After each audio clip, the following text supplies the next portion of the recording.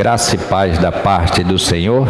Quero ler com vocês no Evangelho de Marcos, capítulo 8, versículo 22. Evangelho de Marcos, capítulo 8, versículo 22.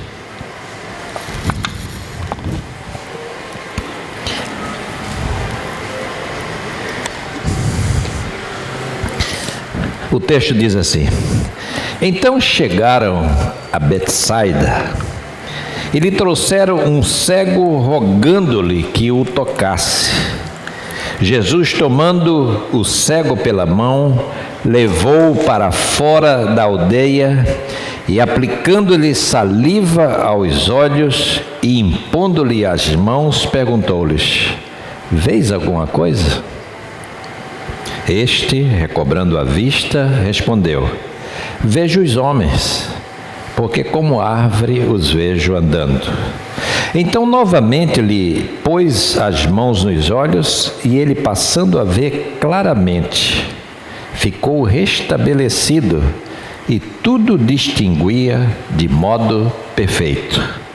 E mandou Jesus embora para casa, recomendando-lhe: não entres na aldeia. Esse texto de hoje, bastante conhecido nosso, ele apresenta uma situação vivida no contexto das controvérsias acerca da identidade de Jesus. Quem é Jesus? Essa era a grande pergunta que permeia principalmente o Evangelho de Marcos. É a grande pergunta que se fazia naqueles dias, era a questão da identidade de Jesus, a questão do segredo messiânico. Quem é esse homem? Qual é a razão do seu trabalho? Por que ele está fazendo as coisas que ele faz? Marcos começa esse capítulo 8, e se a gente olhar atrás e fazer as leituras, vai ver que ele comenta a cegueira dos discípulos, a cegueira de Pedro, a cegueira daqueles que estavam lidando com ele, que estavam no cotidiano com ele, mas não enxergava a dimensão do ministério de Jesus.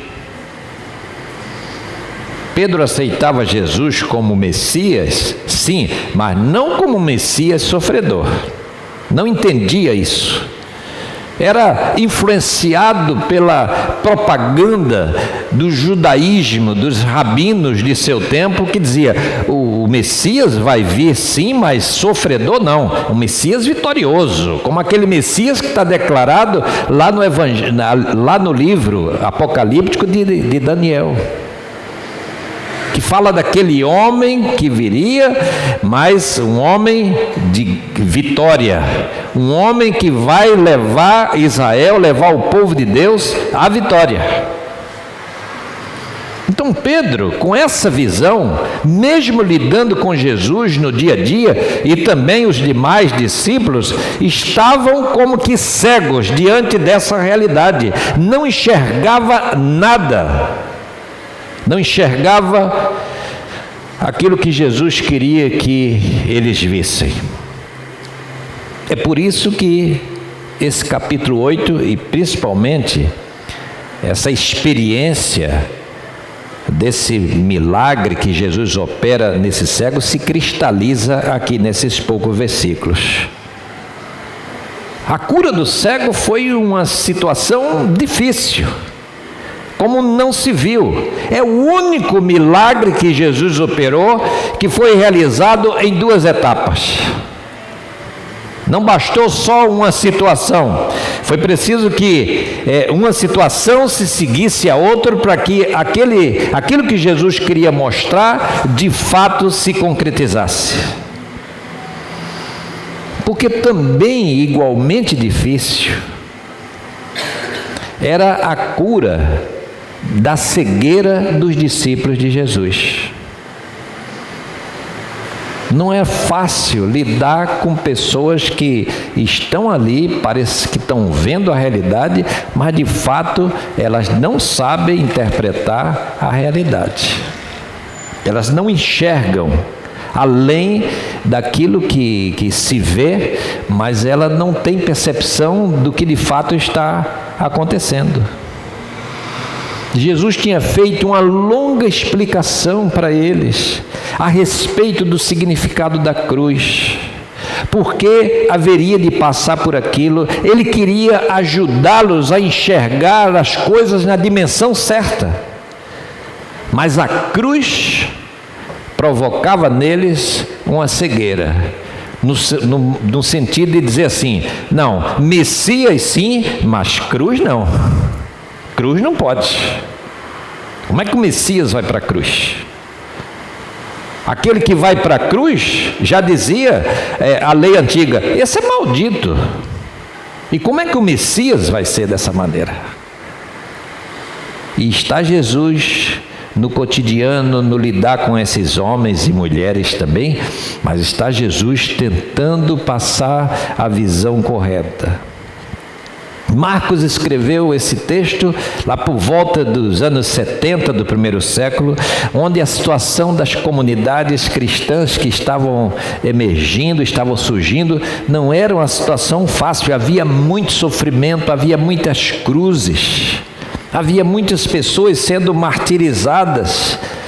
6 anos antes dos anos 70, por volta de 64, Nero havia decretado a primeira perseguição dos cristãos, matando muita gente. Em 70, a Palestina estava sendo destruída pelos romanos. Nas outras nações, ali próximos a Israel, judeus convertidos e não judeus, mas também convertidos, estavam passando por uma tremenda perseguição. E qual era a dificuldade para se entrosar judeus com judeus convertidos ou pessoas convertidas? O problema da cruz. A cruz não dava para se aceitar. Um crucificado pensava assim: não podia ser o Messias. Jesus tinha realizado há pouco tempo, e esse capítulo 8, capítulo 7 vai falar sobre isso. Jesus tinha realizado a multiplicação dos pães. Marcos diz assim, que nessa segunda multiplicação dos pães havia pelo menos 4.000 homens, uma multidão de pessoas, homens contáveis, homens adultos, mas muita criança, muitas mulheres, muita gente estava ali. E com 7 pães e alguns peixes, Jesus tinha alimentado aquela multidão, e ainda cestos foram recolhidos cheios de alimentos. Porém as pessoas, como às vezes nós também, as pessoas são incrédulas. Somos levados a pensar que os discípulos de Jesus eram gente crédula. Por quê? Está lidando com Jesus, está com Ele no dia a dia. Como é que você vai estar junto de Jesus, vai estar presente com Jesus e você não vai crer? Pois é, mas a Bíblia mostra que havia muitos discípulos incrédulos, que não entendiam aquilo que Jesus estava fazendo. Havia poucos discípulos assim, crendo de fato naquilo que estava vendo, mas não criam num Cristo que tinha que passar por sofrimento, não aceitava um messianismo de serviço. Jesus dizendo assim: eu não vim para ser servido, mas eu vim para servir. Eles não entendiam isso, não criam e não aceitavam um Cristo sofredor. Daí a incredulidade. Daí Jesus dizer, nesse mesmo capítulo, que eles tinham olhos, mas não viam. Tinham ouvidos, mas também não ouviam. Porque o tempo todo Jesus estava ensinando a eles acerca da necessidade do Cristo padecer. Mas eles não estavam ouvindo essas palavras. Antes queriam o quê? Queriam um sinal, queriam uma prova. E foi por isso que Jesus resolveu passar para outra margem, como diz aqui o texto. Jesus, então vou sair daqui, deixa eu ir para o outro lado. Não está adiantando o que eu estou falando para essa gente, deixa eu passar para o outro lado. O que a gente percebe aqui que está acontecendo? O problema da fala, do diálogo. O problema de uma escala de valores diferente. Jesus estabelece um diálogo com seus discípulos, mas a escala de valor, ou as escalas de valores são diferentes. Jesus preocupado com eles. E qual era a preocupação? Cuidado. Eu estou ensinando vocês, eu estou preparando vocês para vocês não caírem na armadilha dos escribas e fariseus, não escorregarem no fermento deles. Cuidado com Herodes, que Herodes é uma raposa. E quando diz assim, é uma raposa, quer dizer, isso aí é um perigo. Uma pessoa que a gente não pode confiar. De repente acontece alguma coisa inesperada. Então cuidado com as artimanhas, cuidado com certas pessoas, cuidado com o deboche dessas pessoas ante as maravilhas que estavam sendo realizadas. Jesus estava preocupado que aquela gente má, perversa, pudesse desestabilizar aqueles que criam, tirar eles do pé no chão. Então a preocupação de Jesus é que aqueles homens e mulheres não fossem seduzidos, arrastados para uma atitude tacitamente crítica do evangelho que estava sendo pregado. Mas os próprios discípulos, isso é a preocupação de Jesus. E a preocupação dos discípulos? Não estava nada afinada com essa preocupação de Jesus. Jesus dizia assim: guardai-vos do fermento dos fariseus. E ele dizia assim: nós não trouxemos pão, estamos aqui o dia todo, já o dia vai alto e a gente não tem pão. Cadê o pão para tomar o café? Cadê? Será que a gente vai ter dinheiro para comprar pão? E Jesus, cuidado, gente, com as artimanhas, cuidado com as ciladas que o inimigo arma contra você. E você, cadê o dinheiro do pão? Como é que vai conversar desse jeito? Como é que vai se estabelecer um diálogo? Se uma pessoa está falando de uma coisa e a outra está lá com aquelas coisas triviais, bobas. Cadê o dinheiro do pão? Será que tem padaria aqui perto? Tem algum forno? Quilômetro de distância. O que a gente vê numa conversa dessa? Um desnível. Ou seja, não dá para conversar desse jeito. Você está falando de uma coisa, a pessoa está falando de outra. Você está num nível de conversa, o outro está lá embaixo, né? Falando umas coisas bobas. Aí você tenta mais uma vez. Jesus tentou várias vezes. Cuidado com os fariseus, hein? Cuidado com o fermento deles. Tem que interpretar o que é o fermento dos fariseus. Cuidado com essa gente arma. E eles preocupados com aquilo que não devia ter preocupação. Eles andavam na companhia do maior fazedor de pão do mundo, se é que eu posso dizer assim. Porque já tinha multiplicado pães uma vez para milhares de pessoas. E agora de novo para 4.000 homens ou milhares de pessoas de novo. E você fica perguntando: cadê o pão? Difícil conversar assim. Não estavam focados. Eles não estavam alerta. Preocupado com bisnaga, meus irmãos. Jesus, não vai dar para conversar desse jeito. Esquece a bisnaga. A gente compra aqui umas bisnagas quarta-feira, mas tá, faz parte. O pãozinho quente na quarta-feira, mas tem coisas maiores. O reino de Deus não é isso, a bisnaga da quarta-feira, ou do sábado, ou do domingo de manhã. Não é isso.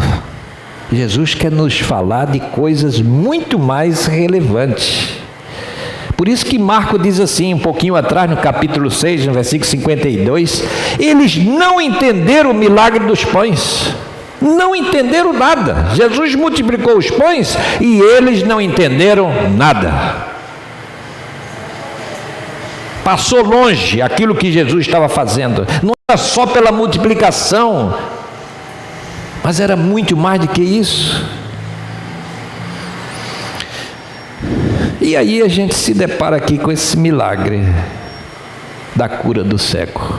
Por que Jesus realizou esse milagre? Uma ilustração de todo esse debate desigual, com desnível, com falas trocadas diferentes, de níveis diferentes, de escala de valores. Jesus realiza esse milagre para abrir os olhos, não só daquele cego, mas daquela gente também. Ele queria mostrar que devíamos ter percepção espiritual análoga à percepção física. As duas coisas têm que andar juntas. Queria mostrar que nós temos dois pares de olhos, os olhos físicos e os olhos espirituais, e que precisamos dar atenção a ambos. Jesus chamou os fariseus de guias cegos. Ou seja, eles tinham olhos, mas não enxergavam a dimensão do espiritual. Sem ser cegos físicos, mas eles andavam em trevas espirituais. E aí levaram para ele, diz o texto, trouxeram, versículo 22, um cego, rogando-lhe que o tocasse. Um homem sem luz, um homem em trevas. Jesus já tinha ensinado várias vezes: olha, quem anda em trevas não sabe para onde vai. Pois bem, levaram esse homem até Jesus. É a primeira atitude que o Evangelho nos mostra em relação a esse milagre. Levaram ele para Jesus. E o que Jesus faz? Jesus o leva para fora da aldeia. Diante daquela gente incrédula, Jesus chama aquele homem é conduzido à sua presença. Ele diz: não, eu não vou realizar milagre aqui não. Tira o homem daquele meio. Porque o Evangelho não é um show. Jesus não está ali num picadeiro de circo, dizer: agora vocês vão ver aqui como é que é. Eu vou apresentar o meu poder. Não é isso. Jesus pega aquele homem, tomando o cego pela mão, levou-o para fora da aldeia. Ele está dizendo: eu não quero um espetáculo, eu não quero uma cena, eu não quero que fique dizendo: olha aí como ele é grande. Não. Ele ia abençoar a vida daquele homem, mas ele não estava fazendo isso por publicidade. Não queria uma exibição. Ele queria abençoar a vida daquele homem, como ele quer abençoar a minha vida e a sua vida, sem espetáculo, sem grandes cenas, mas ele queria abençoar aquele homem.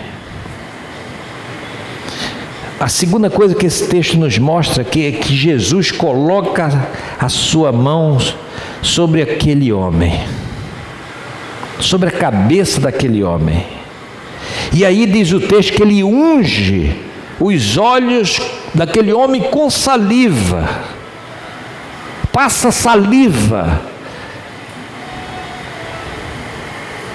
Jesus é poderoso, que ele já realizou curas apenas falando com a palavra. Ele realizou curas sem nem a pessoa que precisava estar presente, apenas mandando uma palavra. Ou seja, não tem abracadabra nas curas de Jesus. Ele curou do jeito que ele quis, de diferentes modos e de diferentes maneiras. Ele fez isso. Aqui ele disse: vou passar saliva no olho desse homem, e passou saliva. E aí faz a pergunta que deve ser feita: vês alguma coisa? E a resposta do homem surpreende. Estou vendo uns homens assim, uma coisa, mas estou vendo eles como se fosse árvore. Quando você ouve uma resposta dessa, você pensa assim: parece que o negócio não deu certo.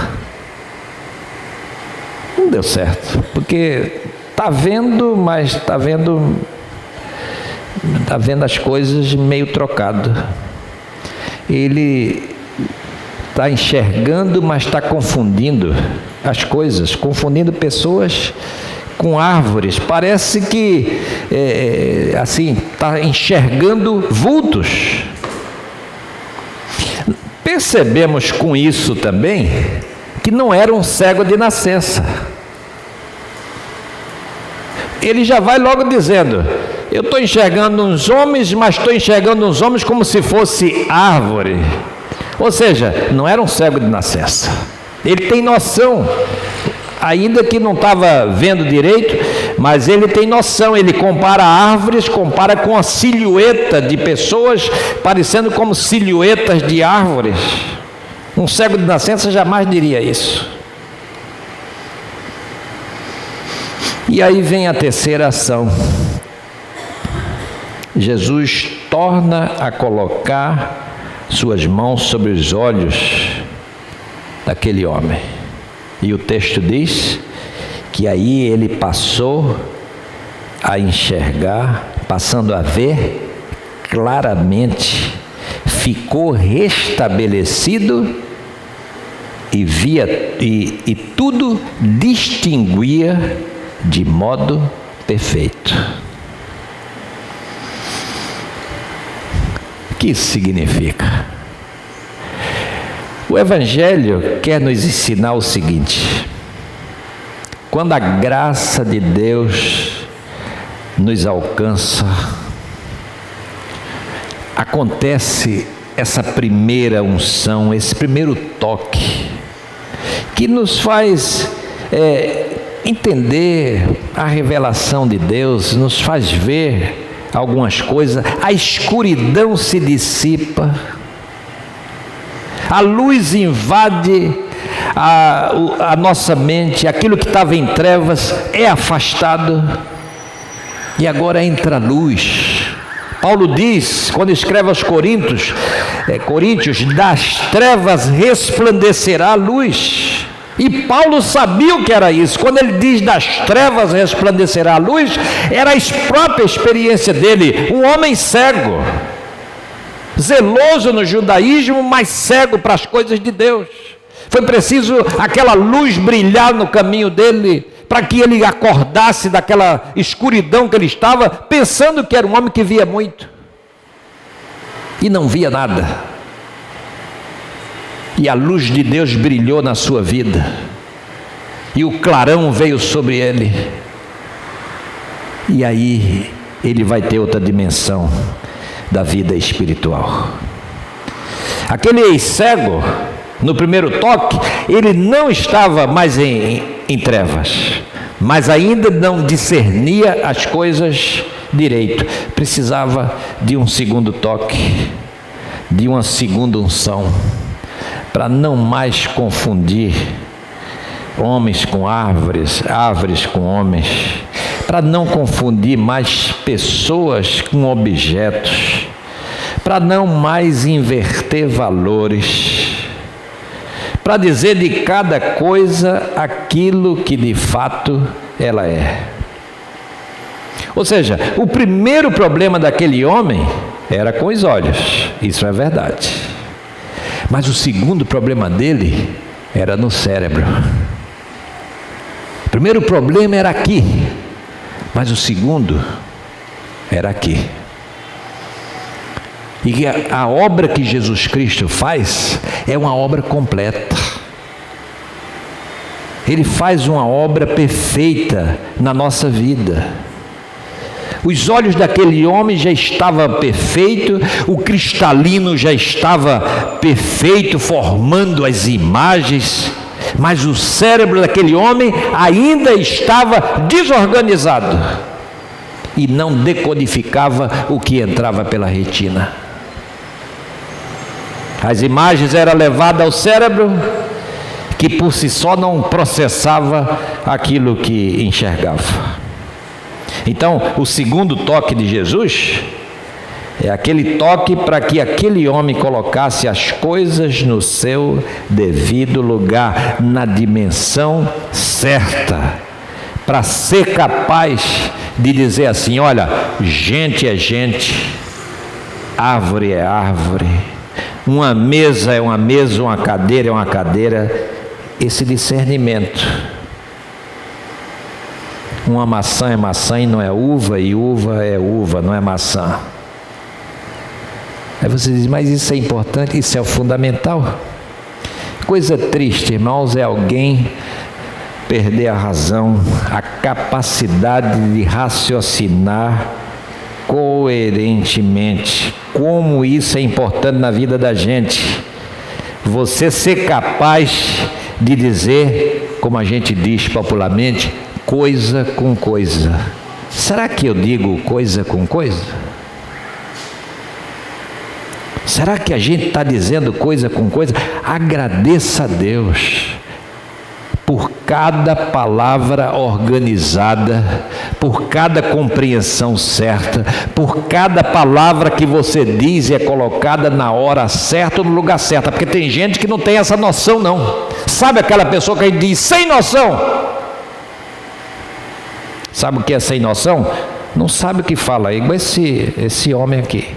Estou confundindo árvore com homens, sem noção. É hora de falar e ela não fala. É hora de calar e ela não cala. É hora de ser comedido e ele explode. E aí não fala coisa com coisa. E aí você diz assim, fulano de tal confunde tudo. Ele está falando, ela está falando. Mas o que você acha? Ah, não diz coisa com coisa.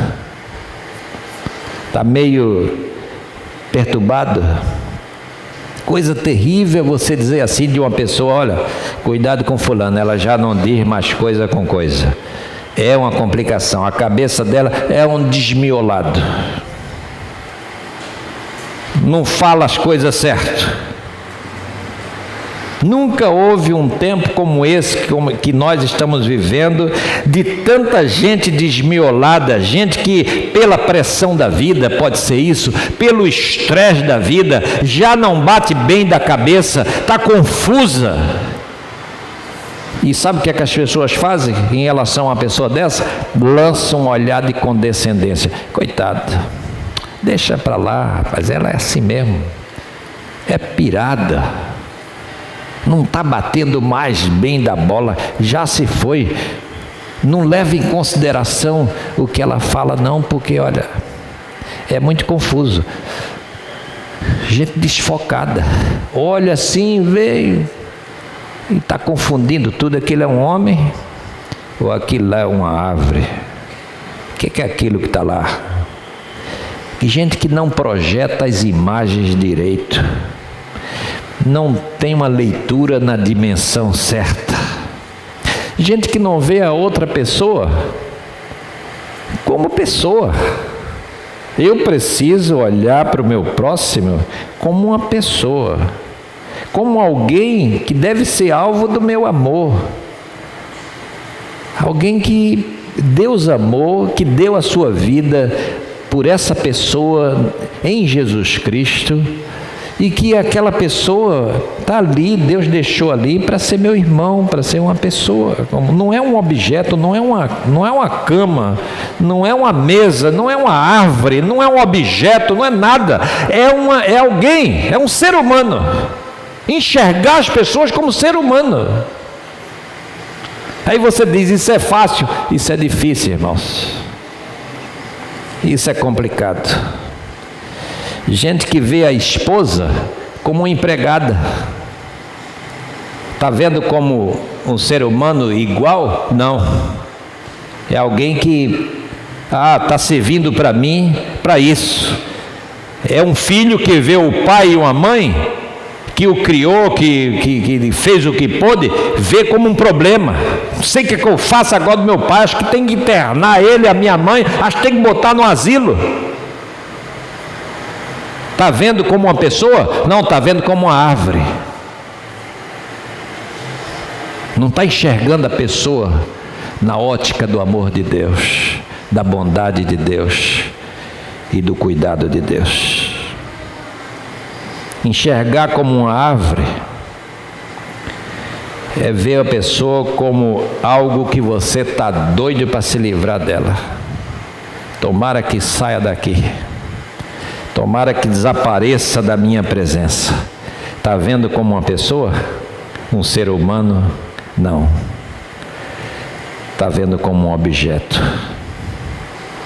O Jesus que restaura a visão dos olhos é o mesmo que organiza a nossa mente. Ele quer nos dar essa visão, mas Ele quer organizar a nossa mente. Enxergue as coisas como elas são. Precisamos ser sinceros, honestos e admitir que às vezes a nossa visão está equivocada. Ser honesto para dizer assim, eu não estou vendo as pessoas como gente. Porque eu tenho olhado o meu patrão, eu tenho olhado as pessoas com que eu trabalho, eu tenho olhado com certo ódio, com indiferença, com insensibilidade. Que nessa noite, meus irmãos, o toque gracioso de Jesus Cristo abra os nossos olhos para que a gente enxergue a nossa fraqueza. E enxergando a nossa fraqueza, nós possamos reconhecer Jesus Cristo como aquele que é o nosso Senhor e Salvador, e enxergar os nossos irmãos como pessoas amadas por Ele e que devem ser amadas por cada um de nós. Que nessa noite Ele nos abençoe com uma mente lúcida, mente organizada, para não termos mais nenhuma dúvida de que o Senhor Jesus, Ele é o médico dos médicos, é aquele que faz a obra completa em nós, é aquele que vem nos dando a visão, mas é aquele que vem restaurando também a nossa mente. Que Ele nos abençoe. Amém.